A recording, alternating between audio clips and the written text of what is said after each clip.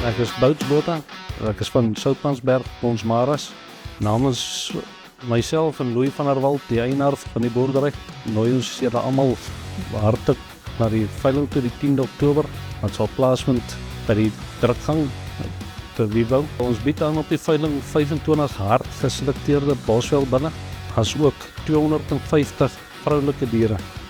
Saam met 5 van ons gasverkopers. Dit sal wees J.D. Venter boerdery van die verjaarsveiling Philly de Tooi. Dit sal staan bekend as FF boerdery. Meinhard Botha, dan sy pa Henk Botha en dan Pierre Burger. Almal is hier van om en rondom Wiewou. Ons is baie in ons kyk met die vroulike diere, dis ook hard geselekteerde vroulike diere. En ons is baie opgewonde om hulle aan te bied op die veiling. Almal is hartlik welkom die 10de Oktober by die drukgang by Wiewou, 11 uur die oggend.